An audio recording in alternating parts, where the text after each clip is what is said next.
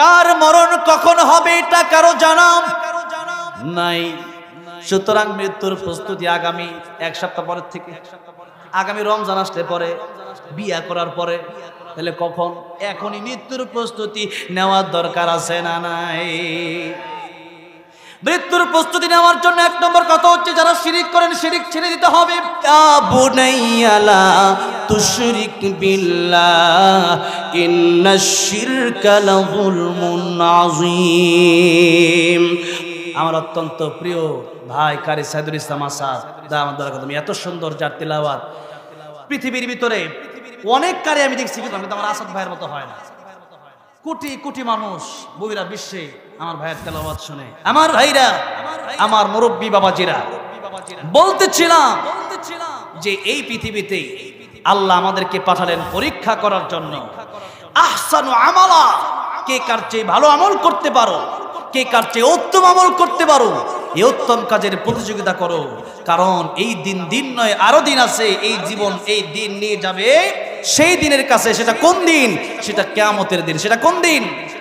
ওয়াত্তাকু ইয়াওমান তুরজাউনা ফীহি ইলাল্লাহ। আল্লাহ বলেন সেদিনকে তোমরা ভয় করো। আর এই দুনিয়া আদ-দুনিয়া মাজরাতুল আখিরাহ, এই দুনিয়া তোমাদের কর্মক্ষেত, কাজের জায়গা। এই দুনিয়াতে কাজের সময় তোমাদের ভুল হয়ে যেতে পারে, গুনাহ হয়ে যেতে পারে। আল্লাহ রাব্বুল আলামিন বললেন, গুনাহ যদি তোমাদের থাকে, এই গুনাহর কারণে জাহান্নামের আগুনে তোমাদের জ্বলতে হবে। ও আনফুসাকুম ওয়া আহলিকুম নারা, নিজেরা জাহান্নামের আগুন থেকে বাঁচো, পরিবারকে জাহান্নামের আগুন থেকে তোমরা বাঁচাও। ও দুনিয়ার মানুষেরা, আমার ভাইরা, আমার মুরব্বি ওয়াজিরা, জাহান্নাম থেকে আমরা বাঁচবো কিভাবে? জীবনে যেহেতু গুনাহ আছে, আর যে কোনো সময় আমাদের মরণ হতে পারে। আর গুনাহ নিয়ে যদি আমরা মরে যাই, যদি কারো জীবনে কারো আমলে যদি কবিরা গুনাহ থাকে, তাহলে তার জন্য কবরের ভিতরে আযাব শুরু হয়ে যাবে। একটু লক্ষ্য করেন, যে বিষয়টা মূল, আজকের মূল পয়েন্ট আমি আসছি, একটু লক্ষ্য করেন। আল্লাহ বললেন, ও দুনিয়ার মানুষেরা, ইন্নাস সাআতা আতিয়াতুন আকাদু উখফিহা, আমি আল্লাহ কিয়ামত কায়েম করব। কিয়ামতের ব্যাখ্যা দিতে গিয়ে নবী দুইটা কথা বললেন, একটা কিয়ামতে কুবরা, আর একটা কিয়ামতে সুগরা। কুবরা মানে বড় কিয়ামত, আর সুগরা মানে ছোট কিয়ামত। ছোট কিয়ামত কারে বলে? নবীজি তাও হাদিস শরীফের ভিতরে বলে দিচ্ছেন, মান মাতা ফাকাদ কামাত কিয়ামাতুহু, যার যখন মরণ হয়ে যায় তার কিয়ামত তখন থেকেই শুরু হয়ে যায়। তার আযাব অথবা তার শান্তি তখনই শুরু হয়ে যায়।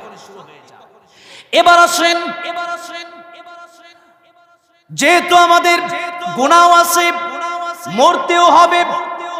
এখন আল্লাহ বললেন আকাদু উখফিহা, সূরা তাহা আল্লাহ বললেন এই মরণটাকে আমি আল্লাহ গোপন করে রাখলাম। কার কখন মরণ হবে এটা পৃথিবীর কোনো মানুষের জানা নাই। জানা আছে নাকি? গাড়িতেও মরণ হতে পারে, বাড়িতেও মরণ হতে পারে। এই স্টেজে আমি কথা বলছি, মিরপুর শহীদ বুদ্ধিজীবী জীবিত আমাকে আজ থেকে প্রায় 2 বছর আগে দাওয়াত করা হলো। সেখানে মাগরিবের পর বয়ান, আসরের পরে আমি গেলাম কবরগুলো জিয়ারত করার জন্য। আমি কবরগুলো জিয়ারত করতে করতে একটা সময় আমি দেখলাম যে একটা শিল্পীর নাম লেখা আছে পাথর দিয়া। সেই শিল্পীর নাম হলো ফিরোজ শাহ। এই শিল্পী মঞ্চের ভিতরে গান গাচ্ছিল, 1 মিনিটের নাই ভরসা, সাঙ্গ হবে রং তামাশা, দম ফোরাইলে বন্ধুরে চক্ষু বুঝিলে। এই যে গান 1 লাইন 2 লাইন গাইতে স্টেজের ভিতরে ঢলে পড়লো মৃত্যুর কোলে। এই জন্য কার মরণ কখন হবে এটা কারো জানা নাই। সুতরাং মৃত্যুর প্রস্তুতি আগামী 1 সপ্তাহ পরের থেকে, আগামী রমজান আসলে পরে, বিয়া করার পরে, তাহলে কখন? এখনই মৃত্যুর প্রস্তুতি নেওয়ার দরকার আছে না নাই? মৃত্যুর প্রস্তুতি নেওয়ার জন্য 1 নম্বর কথা হচ্ছে, যারা শিরিক করেন শিরিক ছেড়ে দিতে হবে। আল্লাহ রাব্বুল আলামিন বলেন, ইন্নাল্লাহা লা ইয়াগফিরু আন ইউশরাকা বিহি ওয়া ইয়াগফিরু মা দুনা যালিকা লিমান ইয়াশা ওয়া মান ইউশরিক বিল্লাহি ফাকাদ ইফতারা ইসমান আযীমা। আমি আল্লাহ কিয়ামতের ময়দানে সব গুনাহ মাফ করে দেব, কিন্তু আমি আল্লাহ শিরক মাফ করব না।